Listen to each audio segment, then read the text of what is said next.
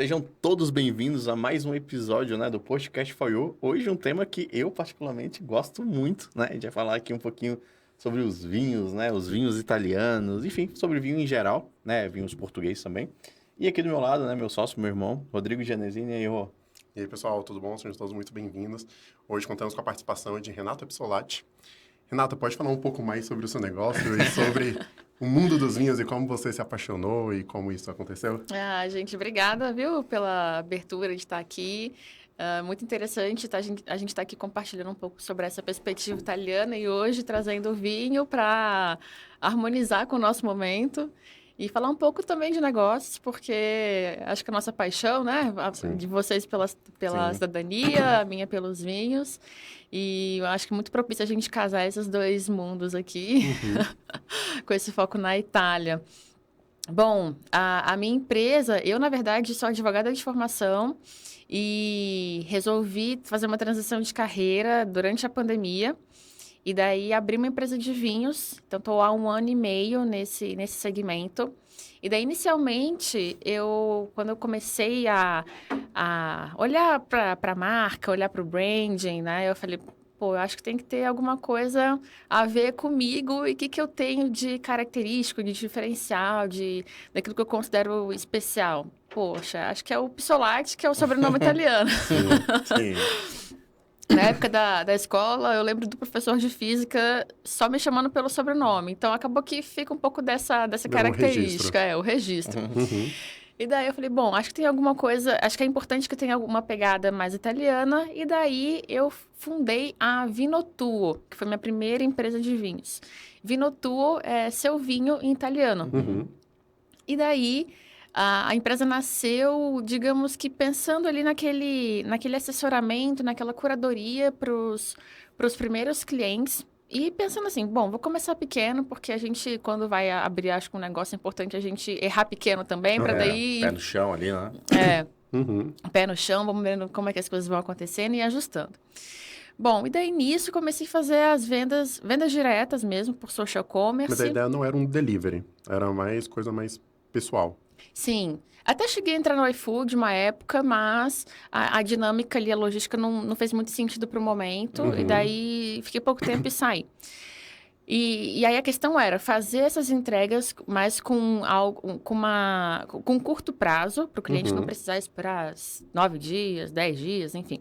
Mas era na perspectiva de delivery por conta da empresa ser totalmente online e digital. Então, abri o Instagram, comecei a postar conteúdo, abrir caixinha de perguntas, saber o que as pessoas querem saber, o que eu podia esclarecer sobre o vinho para as pessoas e também transmitir um pouco do conhecimento que eu tenho e fui adquirindo nesse tempo de negócio também com relação aos vinhos, né? Bom, e daí nessa perspectiva, eu olhava muito para o negócio e falava assim, tudo bem, quem começa primeiro a comprar é a família, são os amigos, né, que dão apoio para gente. As vendas foram crescendo, foram começando... E daí eu fui percebendo, poxa, eu não consigo viver só de abastecer a adega da minha família e dos meus amigos. Tem que fazer um pouco... Era um fluxo não tão alto, né? Sim, exatamente, né? Então o negócio precisa sobreviver para além do meu ciclo de amizades. Sim. E daí eu comecei a entender, de fato, os pontos altos e baixos do negócio. E daí eu falei, cara... É muito importante a gente ter um provisionamento, provisionamento financeiro, né? A gente ter uma perspectiva ali de como que eu vou trabalhar no mês seguinte. Saúde financeira é fundamental. Sim. E daí, eu comecei a pesquisar muito sobre o que eu conseguiria fazer com o meu negócio para além da venda direta e comecei a entender um pouco sobre a recorrência, né? O mercado de assinaturas, algo que é muito difundido fora do Brasil. E no Brasil já existem vários clubes de assinaturas de vários segmentos, mas digamos que diante de uma cultura nacional, a gente ainda não absorveu muito essa cultura do clube de assinaturas, né? Da recorrência. E daí eu falei, bom, eu acho que com isso eu consigo adiantar todo o planejamento da minha venda. Sim. Então, vou investir na recorrência. Bom, tinha esse plano para começar agora, no início de 2022. Só que daí, voltando um pouquinho, lá em setembro de 2021, eu fui para um evento em Bento Gonçalves, no Rio Grande do Sul, que é onde a gente Maravilhoso, né, tem maior referência de vinhos, de cultura italiana no Brasil. E lá eu conheci muitos outros empreendedores do mundo do vinho, que nem eu, de vários estados do Brasil. E daí a gente, enfim, todo mundo conhecendo, tomando um vinho e tudo mais. E daí fiz várias amizades. Dentre essas amizades, 2 amigos muito próximos, o Roberto e o José. E a gente começou a falar de sociedade. Os 2 de São Paulo, eu daqui de Brasília. E como eu comentei outra vez, a gente estava naquele papo de botega, né? E aí, vamos ser sócio, não vamos ser sócio? Como é que a gente vai fazer? Atender Brasília, São Paulo. E daí acabou que ficou só na amizade ali, aquela conversa. Deu um tempo, a gente se ajudava muito, assim, né? Através de grupos de WhatsApp, então... Todo mundo também começando. E eles já trabalhavam meio que no ramo também. Eles também já tinham as próprias empresas de vinho, assim como eu tinha a minha aqui. Uhum. Cada um tinha a sua. E daí lá, nesse meio tempo, né, a gente conversando, se ajudando, fortalecendo a amizade também, e cada um ajudando o outro no seu próprio negócio. Teve um dia que eu estava aqui em Brasília, tinha saído de uma reunião, e não me recordo direito quem que era a pessoa, não lembro, mas eu me recordo que tinha muito a ver com atendimento em São Paulo. Aí eu liguei para o Zé e falei assim, Zé, não vai ter jeito, a gente vai ter que ser sócio. E é agora? Aí ele falou assim, Rê, vamos nessa, a gente já pensa muito parecido, a gente tem a paixão pelo vinho... Então, a gente já se conecta muito, né, por essas razões de negócio e de vinho. Eu acho que faz sentido a gente juntar os negócios, se unir forças e daí conquistar um mercado maior, unindo Brasília e São Paulo. Aí vocês fundiram, então, os 2 negócios ou abriram novos? Abriu um paralelo? Não, a gente resolveu, na verdade, utilizar a La Bottega Maria, que já era a empresa que ele tinha fundado no início. Aí você se juntou a essa empresa, né? Isso. Então, o que a gente foi analisar enquanto negócio, né? Qual das 2 marcas que tem a melhor estrutura ali? Quem já está melhor posicionado no Instagram e tudo mais? Ele já tinha contratado uma agência de marketing para poder fazer ali o acompanhamento das redes sociais. E daí, como os 2 tinham a mesma pegada italiana, a gente já tinha algo mais ou menos fortalecido assim. Então, optamos por manter a marca dele e eu aposentei a Vinotuo. Então, a Vinotuo ficou aqui quietinha. E aí, a La Bottega Maria, a gente foi dando força. E nas primeiras reuniões, assim, de sociedade, a gente falava, beleza, a gente vai focar no quê? Porque a gente consegue fazer as vendas diretas, isso a gente já sabe. A gente já tem ali alguns clientes, alguns vão comprando, mas ainda em pequeno número, no menor número. Uma recorrência. E aí, como é que a gente vai fazer? Cara, vamos investir na recorrência. Eu falei, olha, já estou estudando algumas coisas nesse sentido, algumas plataformas, um modelo de gestão de recorrência, e eu acho que, de fato, tem que ser o foco. E daí ele comprou a ideia e falou assim, concordo, então vamos nessa. Nisso, a gente contratou plataforma de assinatura, que tem também um braço de e-commerce, e começamos já a parametrizar sistema, e isso todo esse ano, assim, né? Não, muito rápido. É muito rápido. Foi. Decolou, né? Nossa, decolamos, e daí resolvemos investir as forças mesmo no lançamento do clube, que aconteceu agora em junho. E a gente está agora em julho, no 2º mês do nosso clube de assinaturas. Então, o clube é ultra recente ainda. Ultra recente. E o bacana é que a gente consegue, além de entregar o vinho na casa dos nossos membros, também ajudar fazendo muita curadoria e assessoria disso, né? Do vinho. Porque muitas pessoas chegam para mim e falam assim, nossa, eu adoro beber vinho, mas eu não sei. Eu falo, bom, se eu não sei beber vinho, tem uma razão. E é nisso que a gente vai te ajudar, é aí que a gente vai entrar. Eu acho que eu me encaixo justamente nesse seu nicho aí, de gosta de beber vinho e não conheço. Assim, cara, se eu vou comprar um vinho, eu não sei nem escolher. Eu sei que Cabernet Sauvignon eu gosto, Pinot Noir também, eu tento escolher alguma uva ali que eu já bebi alguma coisa, mas como você falou antes, né, não é a uva só, é a região, né, tipo a mesma uva, às vezes numa região completamente diferente, o sabor vai ser totalmente outro. Aí tem o taurino, né? Mas taurino? O tanino. Tanino. Taurino acho que é do Red Bull. Taurino. É do energético. Aí tem o tanino, que aí pode ser, né, mais forte, né? Que aí ele pega mais, enfim. Mas eu não... Aí uma dúvida. Qualquer um, por exemplo, eu acho que o meu paladar não é tão rebuscado, digamos assim. Qualquer um consegue desenvolver essa sensibilidade para beber o vinho e apreciar. Porque hoje... Pra mim, se eu bebo umas 4 garrafas, eu gosto. Eu gosto, tenho uma adega. Não, mas já começa que se você bebeu 4 garrafas... eu já não vou estar... já vou estar meio zoado. Já tava em outra vibe. Mas eu tava com 6 pessoas, né? Então bebi pouco. Mas, enfim, Mas você consegue saber essa diferença, né, do vinho, apreciar. Acho que é diferente quando você entende, né? Acho que o sabor, com o conhecimento, você saber o que você está bebendo, tudo aquilo ali, eu acho que deve dar É uma outra experiência. né? Acho que é uma experiência diferente, né? É exatamente isso, experiência. O vinho ele pode ser uma experiência muito rica ou, digamos que normal, assim, se você não traz alguns elementos para poder agregar. Olha, o vinho, a gente tem mais de 80 mil rótulos de vinho no Brasil. Então, por isso também que é muito comum as pessoas falarem, mas eu não consigo, às vezes, entender o vinho, como é que eu vou escolher. O vinho tem algumas características que nos ajudam a entender, assim. O terroir, que vai ser ali a região, marca-país, né? A gente fala muito de marca-país no vinho, ou seja, se o vinho é português, se ele é italiano, se ele é argentino, se ele é chileno. Uma vez uma amiga minha falou assim, olha, o que você tem no seu catálogo de vinhos? Porque eu só bebo ou vinho Malbec ou vinho português. Eu falava, ó, então ela já tem ali um critério, né? Já tem o próprio nicho Um clivezinho, né? onde ela consegue entender onde está o gosto dela, né? Mas, o que acontece? O Brasil consome muito vinho suave. E muita gente fala assim, vinho suave não é vinho. Não, gente, vinho suave é vinho. E de acordo com a legislação do Brasil, o que o Brasil reconhece como vinho, e também porque o vinho suave tem uma tradição. O vinho suave, ele é o vinho do dia a dia, assim, o vinho da mesa, que você bota na mesa do almoço para a família almoçar. Sim. E é praticamente um suco de uva, mas é vinho, né? É um suco de uva de adulto. É um suco de uva de adulto. Porque ele é docinho, né? E tudo mais. Então, tem essa outra característica.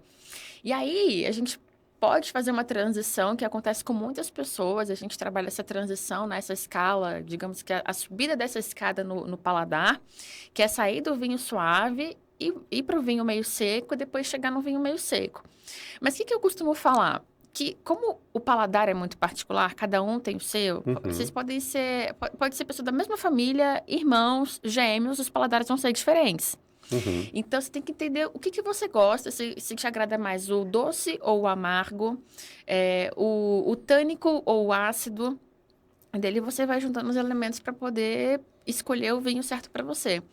Então, pode ser que você passe a vida inteira bebendo vinho suave, amando beber vinho suave, e isso tá tudo certo. Tá ok, né? Ok, é vinho, a gente, né? A gente reconhece como vinho e também aprecia que se beba assim. Agora, o vinho seco, talvez ele exija mais da gente, porque ele traz um amargor, né? Se a gente for colocar ali numa escala do que o nosso paladar reconhece enquanto sabor mesmo. E o amargo, ele é um sabor que a gente, digamos que naturalmente não aceita tão bem. É menos palatável, né? Tipo, crianças... eu sei porque eu tenho uma filha agora de 8 meses e tá iniciando, né, a alimentação. Então, sabe, tem alimentos que são muito mais palatáveis, né? Que é muito mais fácil uma criança ou qualquer pessoa gostar do que outros, né? E aí, o caso do vinho doce, me parece que ele é muito palatável. Quase todo mundo gosta. Sim. Já o outro... Eu fiquei com uma dúvida sobre o vinho doce. O suave, né? Tem na Itália? Eu posso chegar na Itália e comprar? Na Itália eu nunca vi. Eu sempre vi vinho normal, vai. Porque é difícil, né? Vinho seco. Mas tem vinho suave em outros países também? Sim, tem vinho suave em outros países. Pode ser que a gente tenha uma quantidade muito maior aqui no Brasil por questão cultural mesmo. Aí eu não vou saber te responder 100% de certeza, assim, como que é lá na Itália com relação a essa produção de vinho suave, porque muito do que eu tenho contato com relação ao vinho italiano é sempre com vinho seco, né? Mas o que acontece? Isso é com relação ao gosto do Brasil com relação ao vinho italiano. Os prêmios ali, vinhos... É o consumo brasileiro, né? É o consumo brasileiro, então pode ser que... Não tá buscando vinho suave italiano, né? Brasileiro tá buscando vinho seco italiano, né? É porque também tem a questão de quem compra esse vinho, né? O pessoal que consome um vinho suave, normalmente não é um pessoal que gosta tanto de vinho, pelo que eu tô entendendo, assim. Não, às vezes até gosta, né? Você consome mais vinho suave, né? Você falou, do que... Sim, do que vinho seco. 63% do consumo de vinho no Brasil é de vinho suave. Caramba. Então, todo mundo se surpreende quando a gente se depara É. com esses dados, porque digamos que o nosso Você vai no- ciclo ali consome mais vinho seco e, enfim, isso faz sentido, É né? impressionante porque você vai no mercado, né, assim, numa adega, tem 80 mil opções de vinho seco e 4 opções de vinho suave. Aham. Então, mas se consome mais vinho suave. É. E é até uma pergunta bem interessante. Eu vou estudar muito mais a fundo isso que você me perguntou, porque, de fato, a gente não vê no mercado vinho aqui no Brasil, né? Suave italiano. Mas eu vou até atrás dessa informação para conseguir também te responder com mais propriedade.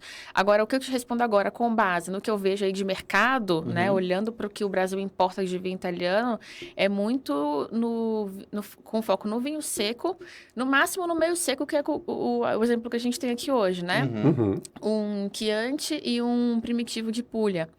Então, e esse... Deixa eu ver aqui. O Primitivo de Puglia, que é o meio seco.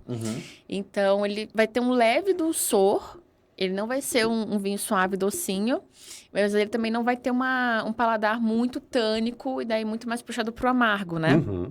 E talvez ele seja uma boa opção ali para quem está fazendo uma transição de paladar, querendo experimentar outros tipos de vinho e daí chegar no vinho seco. Bom, para o pessoal que está ouvindo a gente aí nas plataformas de streams, no caso, você trouxe 2 vinhos pra gente, só explicar, porque tem muita gente que não tá vendo. É a maioria, A né? maioria não vê, aí só pra explicar.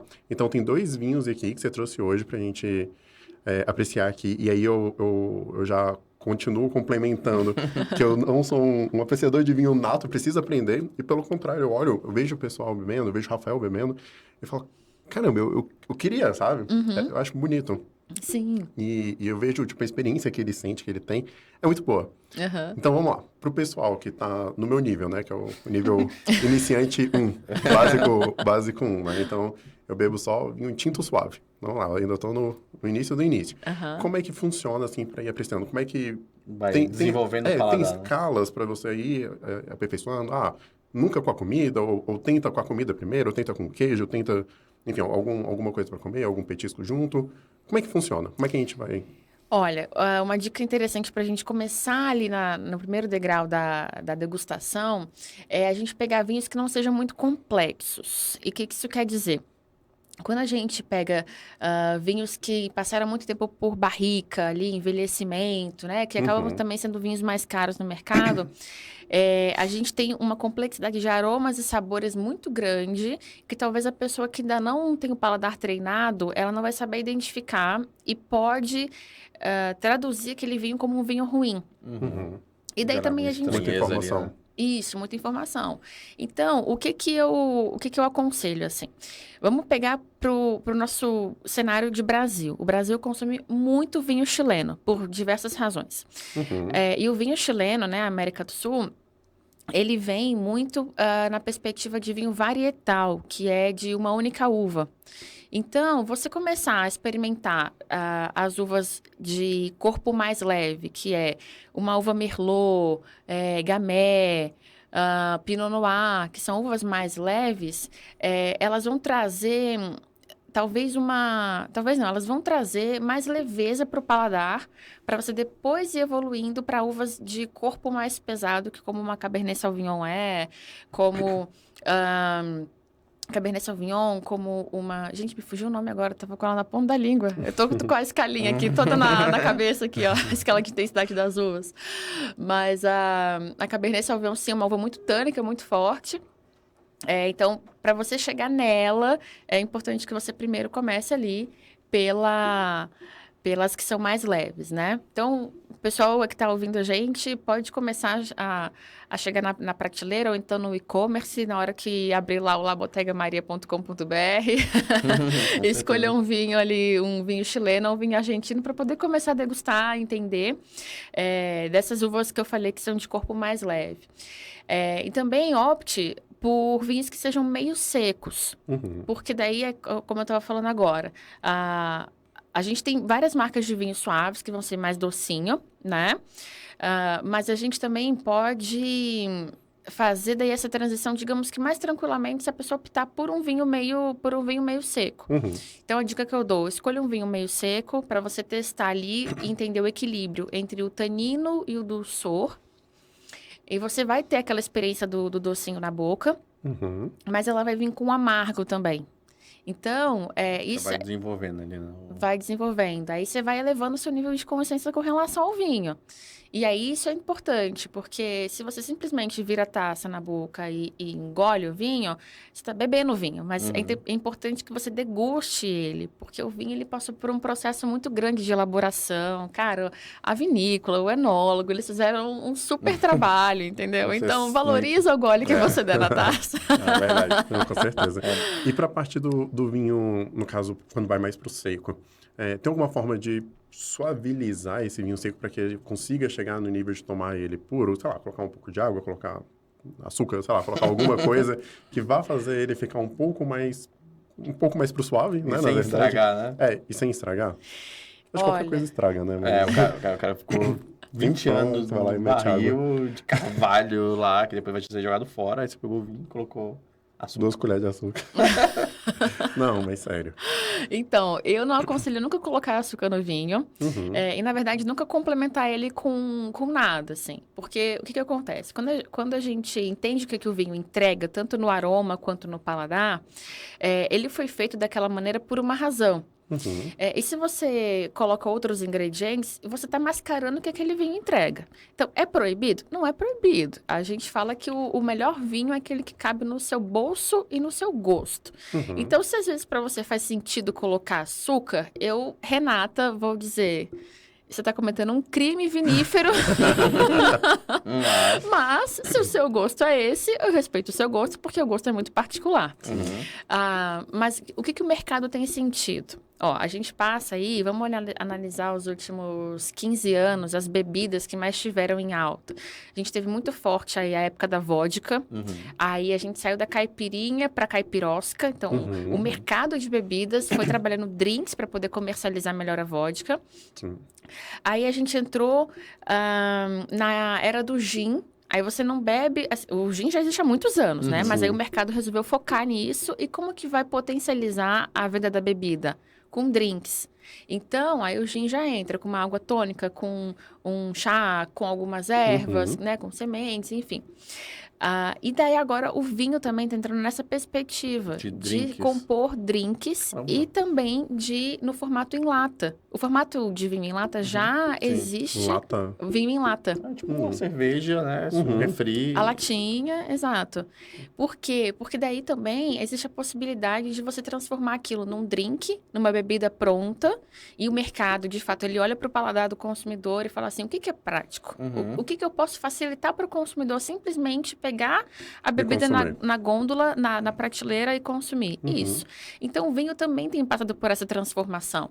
Fica muito mais popular, né? Numa lata, você tá num show, você não vai comprar uma garrafa, que acho que é até perigoso, não tem nem abridor. Pode, né? Muitas das vezes de vidro, e uma não pode. latinha, você acaba podendo tomar um vinho, comprar um vinho num show, digamos assim. Né? Sim, exatamente. É muito versátil. Sim. E aí, o que acontece é que o mercado, olhando para essa evolução, né, do consumo de vinho, do paladar do vinho também, hoje está produzindo vinhos que sejam mais doces, além do que a gente considera como suave, para que as pessoas trabalhem o seu drink em casa. Então, você vai abrir a garrafa e vai colocar 2 pedrinhas de gelo, que é algo que eu acabei de falar. Eu não aconselho, mas nesse caso é para isso, né? A bebida já o vinho já foi feito para isso, né? A gente tem, por exemplo, o caso da Verone, que é vinho chileno, e o rosé, eles têm branco e rosé. E o rosé, eles sempre aconselham, olha, acrescentem 2 pedrinhas de gelo, porque vai potencializar a experiência do consumo do vinho. E o rosé, ele é mais suave, né? Então, tem toda essa ideia da proposta da bebida, né? E daí você tá digamos que rejuvenescendo o consumo, porque daí você coloca os jovens para poder consumir mais, né? Você tira o vinho ali de um status de que só senhores e senhoras, né, consomem, para uma perspectiva da galera aí de 20, 25 anos também já consumindo vinho em lata e drinks com vinho. Eu fiquei com a dúvida. Hoje, quando você vai beber vinho, tem gente que nem fala que a gente não pode nem beber vinho em copo de vidro, copo plástico, né? Então tem até, a gente tá aqui, né, cristal, com taças e tudo mais, porque tem que respirar, enfim. E em lata? Tipo, como funciona? E eu tava pensando nisso, porque o alumínio, ele muda o gosto das coisas. Não tem, né? então. Muda. Bom, primeiro que a indústria que vai produzir aquilo, ela já Pensou adapta, nisso, né, Uhum. para esse paladar com o alumínio também. Mas sim, é um elemento que vai transformar o paladar, né? É muito diferente você degustar um vinho numa taça própria, porque a taça ela tem o formato que tem por uma razão, Uhum. né? Que é pra gente dar aquela leve giradinha e sentir os aromas mais abertos, entender que o olfativo daquele vinho traz.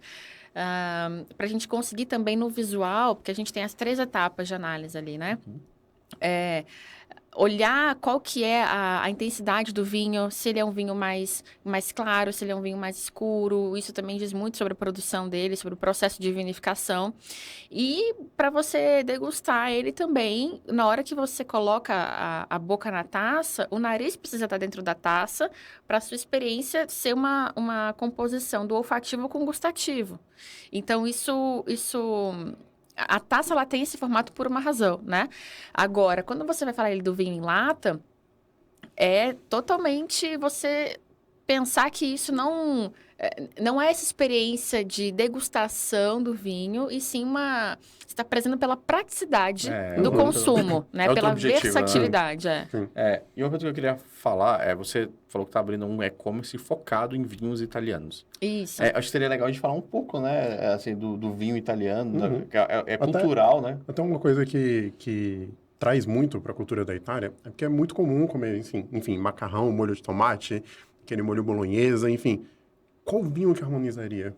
Vamos trazer um pouco para a cultura. Aham. Como é que a gente harmoniza? Olha, a nossa regra, digamos assim, é sempre trazer uma carne vermelha com um vinho tinto, né? Uhum. Mas quando a gente fala de massa, que é muito tradicional na Itália, você tem que olhar para o molho obrigatoriamente. Eu lembro de uma vez que uma amiga minha estava num restaurante em São Paulo, ela me mandou uma mensagem e falou assim: Hey, me ajuda a escolher um vinho? Eu vou te mandar aqui a foto da carta do restaurante. A gente vai pedir uma massa, mas eu não escolhi o molho ainda. Eu falei, é impossível te ajudar.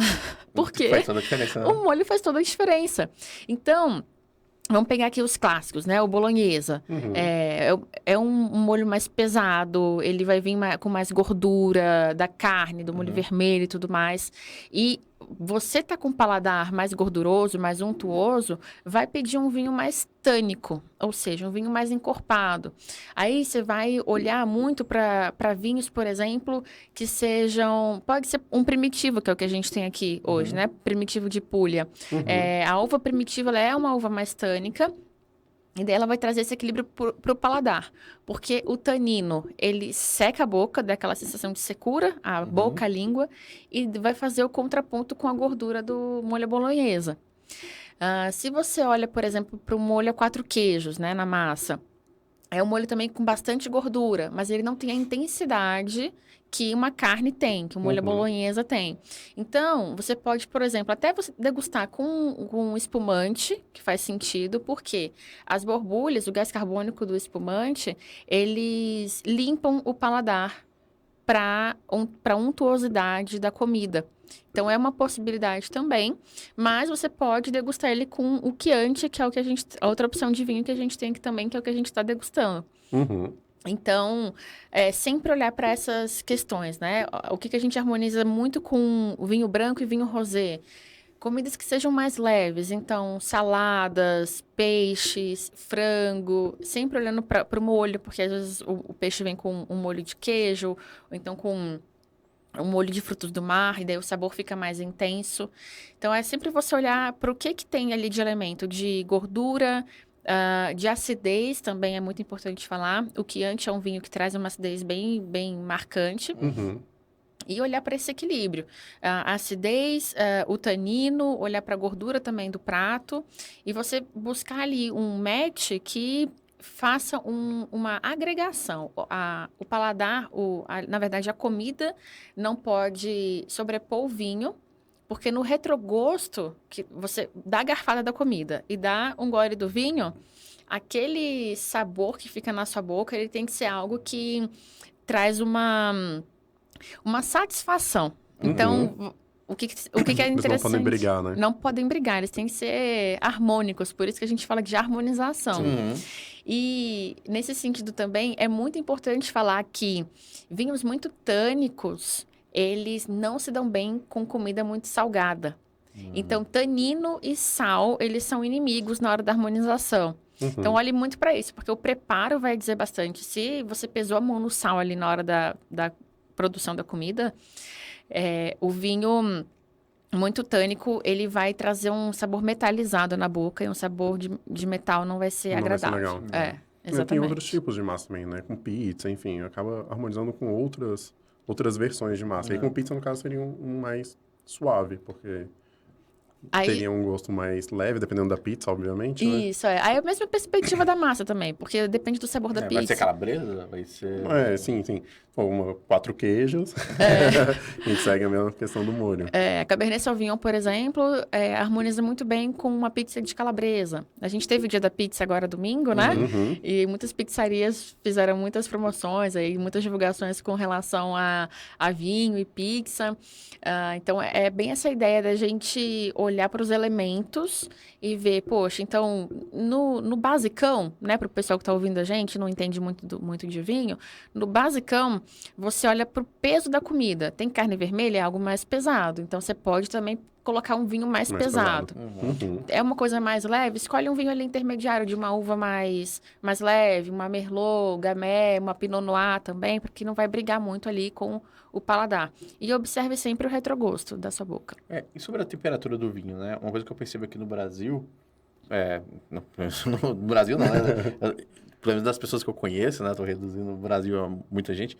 Mas que gostam de vinho mais gelado, o vinho tinto. Sim. E quando você vai lá pra fora, uma vez eu tava em Miami, por exemplo, o cara pega o vinho do armário, às vezes a temperatura tá 20 e poucos graus, então o vinho vai estar 20 e poucos graus, e é isso. Tipo, não gela o vinho. E na Itália é muito parecido. Na Itália você bebe o vinho quase que na temperatura ambiente, só quando é verão, muito calor, que aí você dá uma geladinha.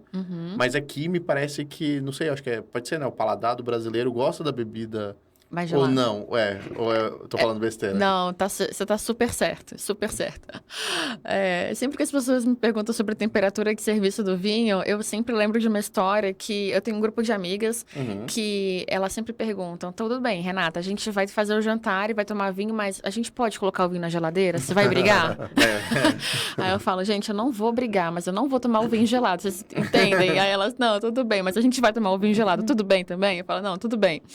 Qual que é o ponto? Assim, vamos trabalhar a ideia aí do espumante, do branco, do rosé e do tinto. Okay. Os três primeiros, o espumante ele tem que estar bem gelado. Então, ele tem que sair da geladeira, do balde de gelo. Ele tem que ser servido a uma temperatura aí de 0 graus, menos 2, menos 3, enfim. Bem gelado. Tanto porque, se ele não estiver muito gelado, na hora que você for abrir, ele vai estourar de um jeito que não é o formato correto do serviço do espumante. O vinho branco, ele tem que ser servido a uma temperatura de 4 a 6 graus. Então, geladinho também.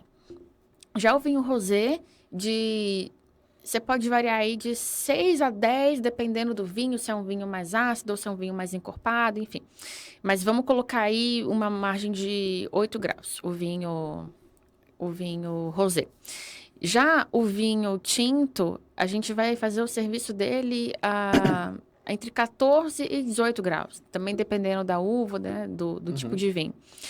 Agora, por quê? Porque cada vinho tem um elemento. Esses três primeiros, o espumante, o branco e o rosé, eles têm muito mais acidez, e a acidez ela combina muito mais com gelado, com a temperatura baixa, do que o tanino, por exemplo. Então, o tanino, que é super presente no vinho tinto e não é presente ou não tão presente nos outros 3 tipos de vinho, né? Vai depender de como ele foi feito. O tanino não combina com gelo, porque daí a temperatura baixa, ela vai... Gente, me fugiu a palavra, mas ela vai... Não é amortecer... ela vai ela vai adormecer as suas papilas gustativas, é isso. E vai impedir que as suas papilas gustativas reconheçam os elementos do vinho. Então, por isso que a gente serve o vinho tinto um pouco mais quente, digamos assim, né? Muitas adegas conservam ele a 17 graus, 18 graus, que é o correto. Mas a gente também tem que considerar em qual região do Brasil a gente está. Porque se a gente fala de Nordeste, que é em todo lugar muito quente, Norte também, um pouco do Centro-Oeste também faz bastante calor, então as pessoas pedem por bebidas geladas. E elas naturalmente vão botar o vinho na geladeira. É aquilo que eu falei, o vinho fica a gosto do freguês. Sim. Então, se você gosta de beber um vinho gelado, então tudo bem, beba um vinho gelado. Mas, quando a gente... Por isso que eu sempre dou essa explicação, porque, segundo os aspectos técnicos do vinho, essas são as temperaturas corretas de serviço e de degustação. Sim. Mas, se você, por exemplo, está no Rio Grande do Sul, como a gente falou agora há pouco, já é naturalmente gelada, a temperatura já está ali a abaixo dos 12 17, graus. Então, às vezes, você não precisa conservar numa adega climatizada. Tira da prateleira e já pode servir, porque ele já vai estar numa temperatura ok. Então, a temperatura ambiente, assim, ela faz mais sentido, digamos que onde a temperatura da região seja um pouco mais fria. Aqui em Brasília. De dia ou de noite? Porque a gente tem um clima de deserto, né? É verdade, boa. Mas, ó, aqui, como a gente tá aqui agora, né? À noite, bebendo um vinho tinto, a gente não precisa colocar ele na geladeira nem nada. Esses que eu trouxe, por exemplo, eles não estavam na geladeira. A gente consegue consumi-los na temperatura ambiente e a gente vai conseguir pegar todos os bons elementos que o vinho tem e apreciar, né? Agora, se for do gosto de vocês também colocar ele na geladeira, experimentar ele geladinho, aí também tudo certo. Não tem problema, né? Não tem problema. É engraçado, eu acho que a adega, geralmente, quando é vinho tinto, a regulagem acho que é 11 graus, né? Eles regulam mais pra baixo ou não? Essas adegas de casa, assim, pequenininhas. Essas adegas pequenininhas, você pode colocar... Eu acho que elas devem chegar até a uns 12 graus, por aí. Mas aí você vai escolher o que você vai... Quais vinhos você vai colocar, né? Porque geralmente você tem vinho tinto, vinho branco, vinho rosé. E daí cada um, teoricamente, numa temperatura. Mas quando você tira o vinho da adega, ele já começa a ganhar temperatura. Então, ele já começa a esquentar. Aí, pro vinho tinto, você pode deixar ele uns minutinhos fora e depois servir. Ou então, você pode já abrir a garrafa, servir ele vai ganhando temperatura na própria taça, né? Como acontece com o tempo de aeração dele, os aromas vão exalando, enfim. Aí você vai percebendo, dependendo do vinho também, um aspecto diferente a cada tempo que você vai ali cheirando ele, degustando e tudo mais. E falando de Renata agora, qual região da Itália... que você, né, sabe que o paladar é único, já deixou isso muito claro. Qual região você acha que tem os melhores vinhos, assim, pro seu paladar, assim, que você mais gosta? Óbvio que pra mim, às vezes, o meu paladar vai ser completamente diferente do Rô também. Mas você, assim, qual seria? Olha, eu gosto muito de Chianti e de Primitivo. Eu gosto. São duas regiões diferentes ali, né? Mas, tendo que escolher só uma, eu olharia pro Chianti. Para Chianti, por quê? E daí a gente... É até legal a sua pergunta, porque a gente fala que os vinhos italianos, eles têm como tradição e denominação também a região, né? E não a uva e outras características. Mas por que eu gosto do Chianti? Porque ele traz, ao mesmo tempo que ele traz uma leveza com a acidez que é característica dessa região, você também consegue encontrar ali aromas muito diversos. Então... nesse vinho tinto, por exemplo, a gente tem aqui aromas de frutas vermelhas, frutas negras, a amora, por exemplo, com uma acidez muito presente também. Então, dá aquela picadinha de leve assim na língua, a acidez, mas você também vai conseguir perceber algo que seja muito, muito rico com relação ao aroma, né? Não é algo que fica muito engessado. E então me agrada um pouco pela versatilidade que Chianti tem. E daí já trazendo um pouco da perspectiva de como a Itália olha para os vinhos, né? Que é um país que tem, enfim, inúmeras regiões e sub-regiões, né? De produção de vinho, a Itália resolveu olhar justamente para isso. Você pega a região, o que aquele terroir entrega e denomina coloca muitas vezes o nome da vinícola como a marca ali daquele vinho e você vai comercializar aquele vinho assim. E Chianti, por exemplo, é uma região da Itália, por isso que esse vinho que eu trouxe hoje está escrito Chianti DOC G. Então, é Chianti, denominação de origem controlada e garantida. Porque os vinhos de Chianti só podem ter o nome Chianti, sim, se a própria... Muitas regiões têm associações que atestam, que colocam seu selo, né? Dizendo, ó, esse vinho foi produzido segundo as técnicas da região, com uvas da região. E aí você tem uma garantia de que tudo dentro... Controle de qualidade. Exatamente. Então, por isso que é uma denominação de origem controlada e garantida, né? Legal. E do mesmo modo também Puglia IGT. Uma coisa legal de falar. Primitivo, que é o nome da uva, né? Puglia é o nome da região da Itália, mas é a mesma uva Zinfandel dos Estados Unidos. É? É a mesma uva.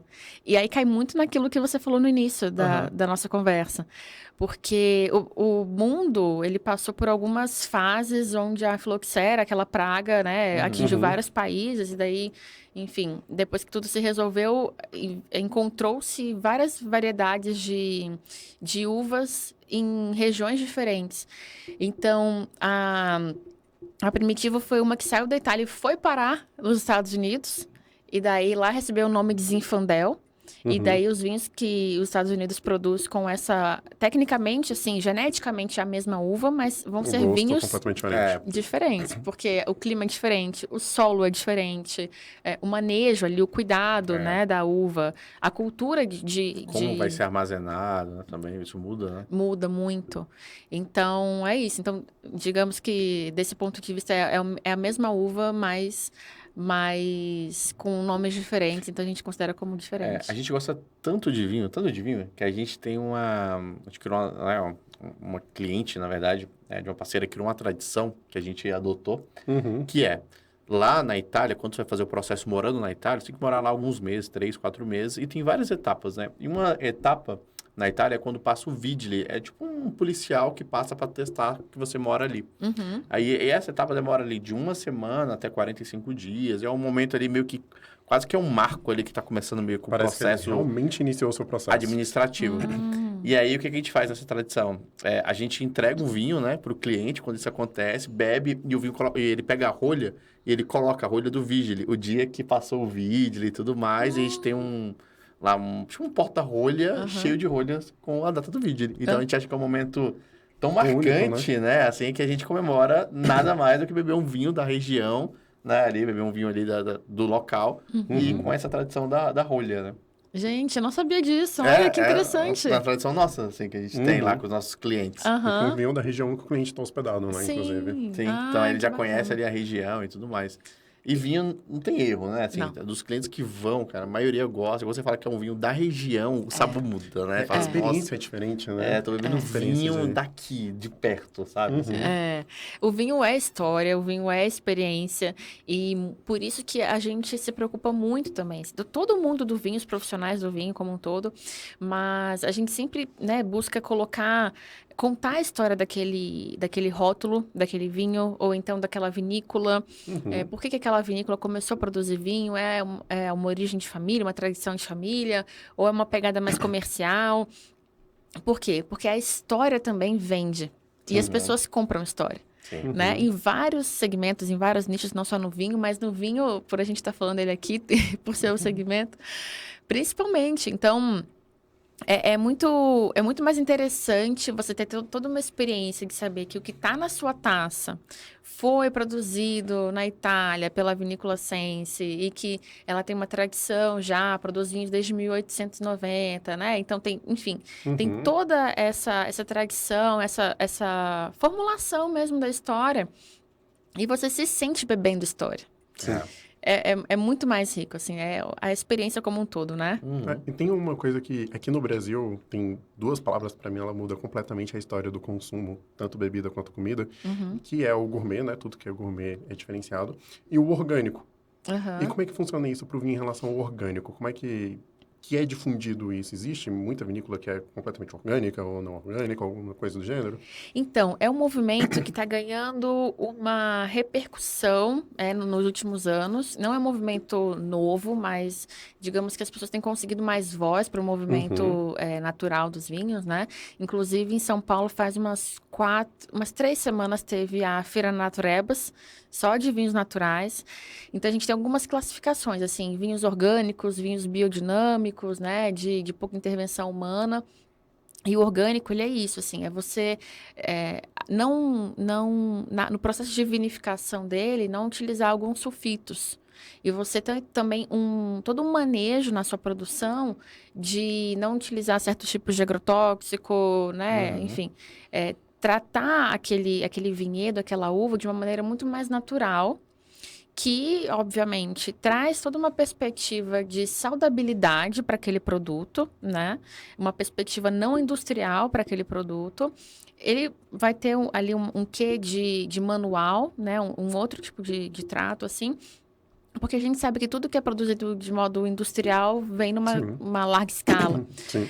Mas essa é uma questão que as pessoas estão começando a olhar muito para isso, porque eu recebo vários depoimentos dizendo assim, não bebo vinho que não seja orgânico, porque me dá dor de cabeça. E as pessoas... Por quê? Porque no vinho, na composição do vinho, tem alguns sulfitos. E os sulfitos podem gerar dor de cabeça em algumas pessoas. Então, infelizmente é verdade.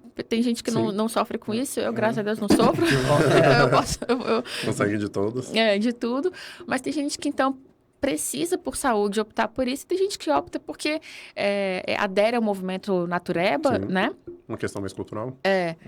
E, de fato, o nome do movimento é Natureba mesmo, que as pessoas consomem vinho, consomem produtos, né? E o vinho está ali no meio, de cada vez mais, com a perspectiva mais natural, de menor intervenção humana, menor perspectiva industrial também. E sobre o vinho? Como a gente está com as taças de vinhos aqui, né? Quais são as dicas? Como é que a gente bebe o vinho? Tem as dicas aí. Então, vamos fazer aqui uma degustação em 3 etapas. Bom, sempre que a gente coloca o vinho na taça, a gente já consegue perceber alguns aspectos visuais do vinho, né? Quando a gente está numa degustação, às vezes no workshop, numa oficina, uma degustação guiada, ou então em aulas técnicas mesmo, a gente tem uma folhinha branca em cima da mesa, que a gente vai usar o guardanapo. Por quê? Porque o branco, ele vai anular, ele vai deixar ali o fundo plano para a gente conseguir perceber as cores, né? Algumas características visuais do vinho, né? Então, esse que a gente está degustando é um Chianti. Ele é um vinho, deixa eu ver, safra de 2020. Então, ele é um vinho jovem e ele é um vinho que tem um tom violáceo, mas ele está aqui no intermediário pro violeta e pro marrom. Então, você vê que ele não tende nem tanto para uma cor mais amora, assim, né? Arroxeada, nem para um terroso. Ele está muito ali no meio termo. E as bordas dele, você percebe que ele vai diminuir a intensidade do vermelho, da cor dele. Então, ele traz, de fato, uma leveza muito grande já no visual. Você sabe que não vai ser um vinho muito tânico, muito pesado, porque quando é um vinho com muito tanino, ele vai ter uma cor muito mais intensa mesmo. Vai ser um vinho uma cor mais fechada, e você quase não vai conseguir ver o que tem atrás. Coloca a mão, assim, para ver se vocês conseguem ver o dedo de vocês. Pouco. Dá para ver um pouquinho do dedo, né? Então, isso também confirma que ele é um vinho mais suave, né? No visual. Bom, para o pessoal que está ouvindo a gente, só para poder colocar aqui, contextualizar. No caso da Renata, colocou um guardanapo por baixo para ter um fundo branco. A gente tem aqui aproximadamente 1/4 da taça preenchida, talvez um pouco menos. E a gente inclina ela como se fosse beber, mas obviamente longe da boca, né, para que a gente possa ver, olhando contra o vinho para poder ver, para poder meio que dissolver ele entre a taça, para poder ver o fundo dele com o fundo branco do guardanapo que a gente usou aqui. E aí sim a gente consegue ver as cores dele, enfim, ver a borda dele. E aí com isso a gente consegue saber, inclusive, o quão arrojado esse vinho é. Isso. Exatamente. Essa é a primeira etapa da degustação, que é a etapa visual. A gente analisou alguns elementos, exatamente como você definiu, foi perfeita aí a definição, perfeita mesmo. E, então, tudo bem, a gente já consegue ter alguns elementos de como que o que o vinho vai entregar pra gente. Vamos aí partir para a segunda etapa, que é a olfativa. Então, a gente vai cheirar o vinho. Para a gente cheirar o vinho, a gente vai dar algumas voltinhas na taça, girar um pouquinho a taça, tá? Não precisa ser aquela chacoalhada, não. É coisa bem leve mesmo, porque com isso a gente abre os aromas do vinho e eles vão exalar para a boca da taça. Então, a gente, nesse momento, coloca o nariz dentro dela para sentir quais outros elementos, frutas, flores, a gente se recorda cheirando. O que acontece? Quando a gente chega nessa etapa, a gente começa a trazer alguns elementos como frutas vermelhas, amora, no vinho branco, por exemplo, pêssego, damasco, abacaxi. E já ouvi algumas pessoas perguntarem, mas como assim? O vinho não é de uvas? As pessoas colocam essas outras frutas no vinho? Não, não é isso. O vinho ele é feito puramente de uva, mas o vinho tem algumas uvas, tem alguns compostos fenólicos que são os mesmos compostos de algumas outras frutas. E, por exemplo, as pessoas falam muito que Cabernet Sauvignon, vinho da uva Cabernet Sauvignon, tem muito pimentão. Não sei se vocês já ouviram falar isso. Não? Não. Mas por quê? E é muito forte. Quando você vai cheirar assim, um Cabernet Sauvignon, você fala, nossa, que cheiro de pimentão. Porque na Cabernet Sauvignon tem um composto exatamente igual ao do pimentão verde. Então, é muito pela memória olfativa mesmo. Exato. Então, se a gente já sentiu o cheiro de pimentão na vida, a gente vai resgatar aquela memória olfativa. Cheirando o vinho, a gente vai lembrar exatamente disso. Então, nesse sentido, os aromas de amora, de frutas negras, de frutas vermelhas também que a gente sente, por exemplo, no Chianti, são o que a gente entende também por já ter comido, degustado e cheirado essas uvas. Então, aqui eu sinto, ó.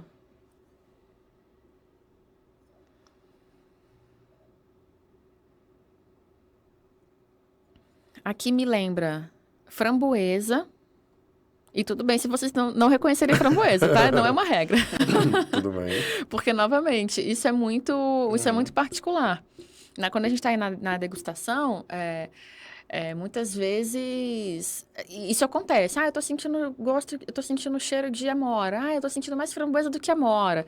Mas ok, então tem fruta vermelha aí. Mas eu acho que tem uma ameixa, que é mais para uma fruta negra, né? Então, quando o vinho ele tem um certo tipo de vinificação, que é o Amarone, por exemplo, que é um característico ali da Itália, ele passa por um processo de apacimento, que é como se as uvas virassem uvas passa, e você faz o vinho da uva passa. Então, ele vai ter muito mais intensidade, tanto de dulçor quanto de sabor, mas pelo processo de vinificação, né? Então, é muito mais possível de você lembrar ali uma ameixa seca, porque é um fruto negro e seco, concentrado no açúcar e no sabor e tudo mais. Então, aqui, eu vou sentindo muito essa característica de frutas vermelhas. E daí já é mais um elemento que traz para o meu sensorial para reconhecer o que aquele vinho tem. Eu sinto também um pouco da questão do álcool que vem do vinho, mas para mim, ele potencializa pela acidez que eu sei que o Chianti tem. Então, no olfativo eu já consigo sentir a acidez também. Então, essa é a segunda etapa de degustação. E aí, beleza, cheiramos, identificamos alguns aromas, agora a gente vai para a terceira etapa, que é o gustativo, que é quando a gente verte um gole e sente ali na boca todos os sabores, né? Nesse momento, quando a gente está numa degustação mais técnica, assim, né? As pessoas, as sommeliers e os sommeliers, eles sempre indicam que você deixe o vinho passear pela boca. Porque é importante que a bochecha tenha contato com o vinho, a língua, o céu da boca. E aí você vai sentir tudo aquilo. Quando você estiver num restaurante, num churrasco em família, você não vai fazer isso, né? Não precisa. Lembrando que é um passeio, não um bochecho, né? Isso, Exatamente, é um passeio ali para você sentir aqueles elementos. A gente tem papilas degustativas diferentes, né, ao longo da boca, né? Então, a parte de trás identifica um tipo de sabor, a parte da frente da língua outro, a bochecha outro, enfim. Isso, exatamente, perfeito. Então, por isso que é importante a gente deixar a boca inteira reconhecer o vinho. E daí, se você quiser, sei lá, tá no restaurante, faz isso ali no primeiro gole, sente, nossa, poxa, vinho legal, gostei. Uhum. Os próximos goles é só aproveitar, você não precisa ficar nessa degustação técnica aí a todo momento, né? Então, vamos aqui para nossa terceira etapa.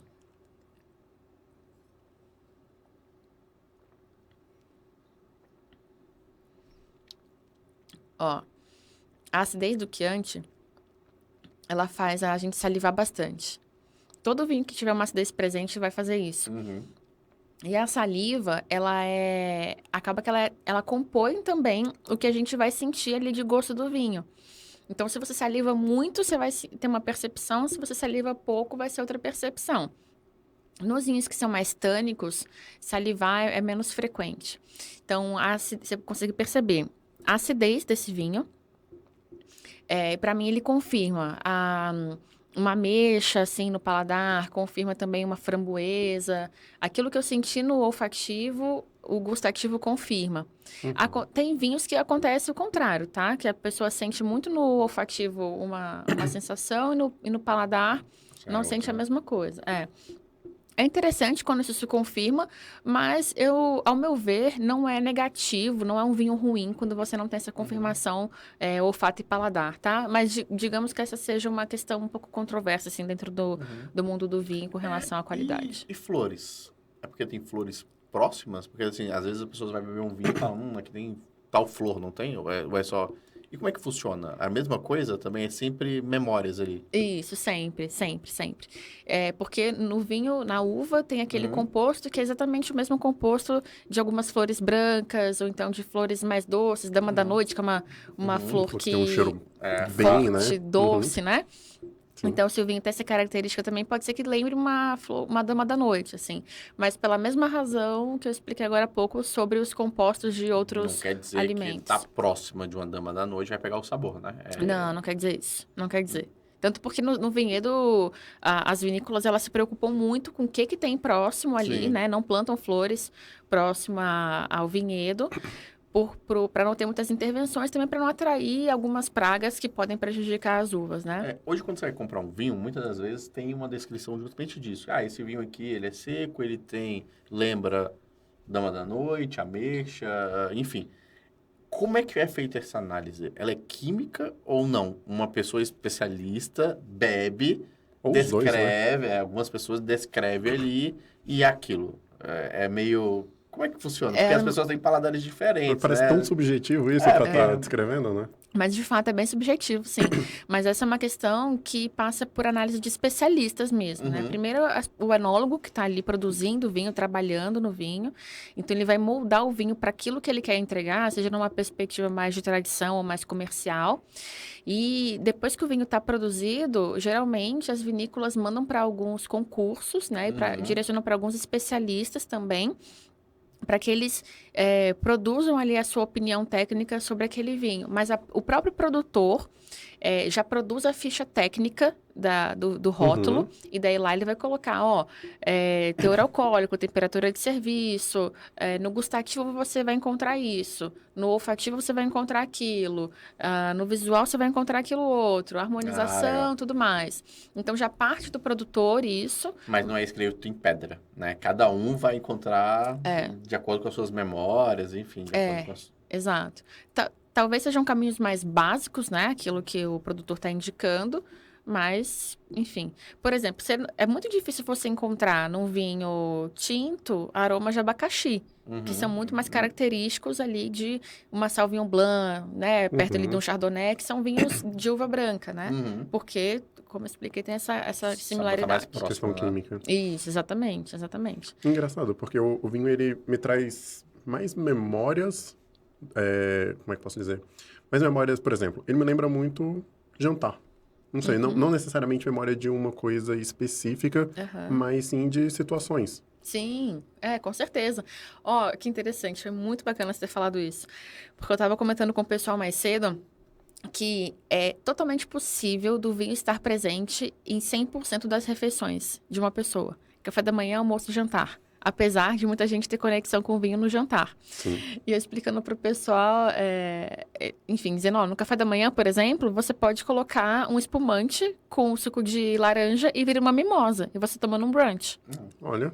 Então dá um quê, né, especial ali para um brunch de sábado. Ah, acordei mais tarde, quero tomar um café, mas já são 11 horas da manhã. Coloca uma mimosa que vai ser sucesso. Olha só. E daí, geralmente, para o dia, a gente pede ali vinhos mais refrescantes, né? Então, os brancos e os rosés são sempre mais Principalmente indicados. no calor aqui de Brasília, né? Principalmente no calor daqui. Sim. E para tomar na piscina também, um vinho branco, um vinho rosé, é bem mais refrescante. E à noite a gente já conecta com um vinho tinto, né? Porque já tá mais fresquinho, já pede ali uma proposta, digamos que mais sóbria, mais séria. Mas é totalmente isso. Então você construiu a tua memória afetiva com o vinho, ligado a essas situações de jantares, muito provavelmente porque você esteve em muitos momentos assim, vários jantares regados a vinho. E talvez não tantos almoços regados a vinho, talvez mais almoços regados a cerveja, né? O que faz parte da cultura brasileira também. Sim, provavelmente. Então, é isso, cultura. Eu atendo alguns clientes da Bahia, por exemplo, né? E aí, em alguns momentos, o pessoal fala assim, ai, mas o pessoal aqui não tá consumindo muito vinho. Eu falo, gente, do mesmo jeito que grandes players do mercado investiram milhões em marketing por anos, no horário nobre, de uma grande emissora para publicizar a cerveja, o vinho também, ele pode ter esse potencial. Sim. Então, basta a gente investir em cultura para poder levar cada vez mais conhecimento para as pessoas degustarem os vinhos, né? E entra toda essa movimentação que o mercado está fazendo de mudar a forma de servir vinho. Exato, Inclusive, inserindo muito mais em comida, né? Sim, Hoje em dia é nossa. comum você comer uma carne feita com vinho, Molho de com vinho. molho de vinho. É um risoto. E isso, né? isso eu gosto muito. Sim. Incrivelmente, embora eu não tenha costume de beber vinho, né? Enfim, não tenho Você um gosta das paladar comidas feitas com vinho, né? Isso. As comidas feitas com vinho eu acho maravilhoso. Já não gosto de comidas feitas com cerveja, embora eu goste muito de beber cerveja, por exemplo. Sim, o álcool na comida e o vinho na comida também, ele vai agregar o sabor ali. Então, é bem interessante colocar o vinho como tempero dos alimentos. Faz muito sentido. Olha, acho que... Renata, pra quem quer comprar de você, como é que funciona?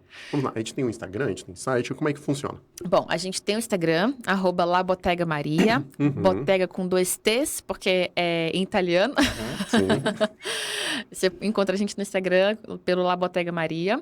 E a gente tem também o nosso site, que é onde você encontra o nosso clube de assinatura, que é www.labottegamaria.com.br. Eu vou soletrar. É LABOTTEGA Maria, maria.com.br, para quem está ouvindo a gente. É um nome um pouco extenso, mas a gente pessoal... coloca aí embaixo na descrição dos vídeos também. Ah, bacana. Dos vídeos do áudio. Bacana. E aí, lá no nosso site, tem o nosso clube de assinatura, com 3 clubes específicos, né? Que é o nosso Loucos por Tinto, para as pessoas que só tomam vinho tinto. Tem o meu clube ali. É, o seu. Tem o Taninos Equilibrados, que é um mix. Então, cada mês a gente manda, né, um tipo de vinho, às vezes branco, às vezes rosé, espumante, tinto. A gente faz ali uma escolha mesmo diversa com a nossa curadoria. E tem o Chill and Drink, que é uma expressão em inglês, que traduz um pouco, né, desse consumo fresh, né, de vinhos mais refrescantes, e onde a gente investe ali nos vinhos brancos, que são mais ácidos também. Então, acidez e refrescância tem tudo a ver. E aí, esse é o nosso Chill and Drink. Então, são os nossos 3 planos. E aí a gente recebe X garrafas por mês? 2 garrafas por mês. 2 garrafas por mês. Legal. 2 garrafas por mês. E daí as pessoas podem assinar tanto no mensal, né, na recorrência, quanto no anual também. Ali no anual a gente dá um desconto. Pode parcelar no cartão, pode pagar no boleto, como preferir. E a gente sempre está disponível no WhatsApp também, que tem tanto no nosso link na bio do Instagram, quanto no rodapé ali do nosso site. A gente, enfim, esclarece as dúvidas. Se precisar também, né, dessa assessoria ali para escolher o vinho, a gente assessora os nossos membros dos clubes com relação a isso, porque é um serviço que a gente quis agregar ao produto que a gente entrega. Então, os membros do clube, eles não recebem só o vinho em casa. Eles recebem os vinhos de qualidade, porque a gente fez a curadoria, a gente testou a qualidade do vinho.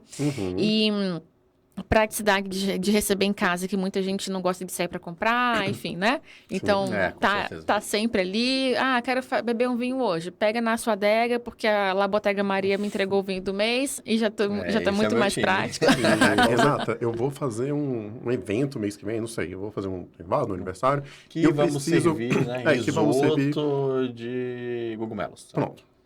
Vamos servir risoto, assim, assado. Eu posso te mandar mensagem, você providencia e olha, então mês que vem o seu vinho tem que ser assim, etc. E a gente consegue fazer essa curadoria.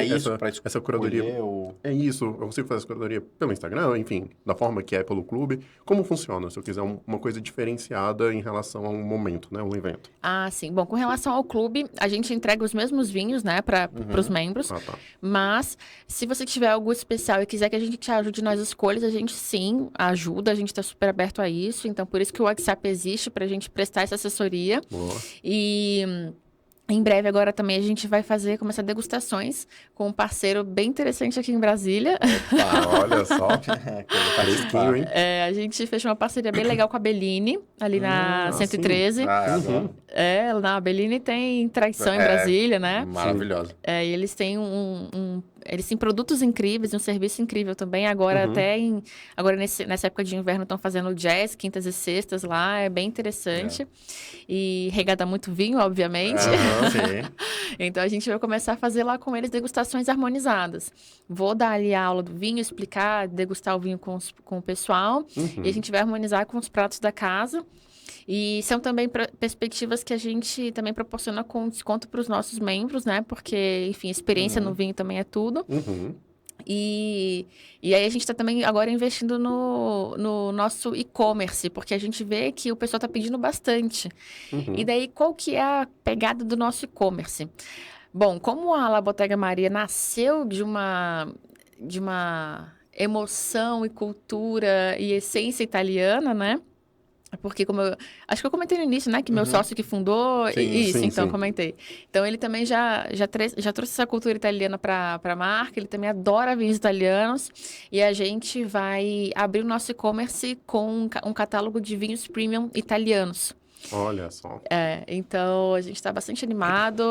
São vinhos exclusivos, assim, que a gente... Que a importadora traz com muita exclusividade para o Brasil, então poucas garrafas.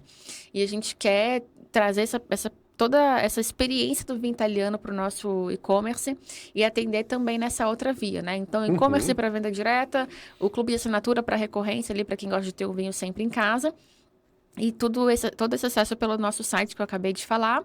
E também outro nosso ponto de contato é o Instagram e o WhatsApp para quem quiser mandar mensagem pra gente. E a entrega é só Brasília, São Paulo, não? Inicialmente, sim. Pro clube. E a gente quer começar a testar a preferência de outros estados, assim, né? Onde a gente tem chegado. Mas até para entender um pouco ali da logística, para a gente atender bem os nossos clientes, a gente agora está focando em Brasília e em São Paulo. Mas se você que está ouvindo a gente não é de nenhuma dessas cidades, não se preocupe, escreve para a gente e fala que você quer a gente no seu estado, que a gente vai trabalhar para que isso aconteça. E a parte do delivery, comprar um vinho pontual do e-commerce, eu posso fazer uma compra de outro lugar ou ainda também Brasília e... Esse projeto é novo, né? Tá nascendo ainda, né? O e-commerce. Tá nascendo. Mas a gente pretende começar com Brasília e São Paulo, mas também, assim, olhar nesses últimos dias de ajuste, como que a gente vai lidar com essa entrega do e-commerce também.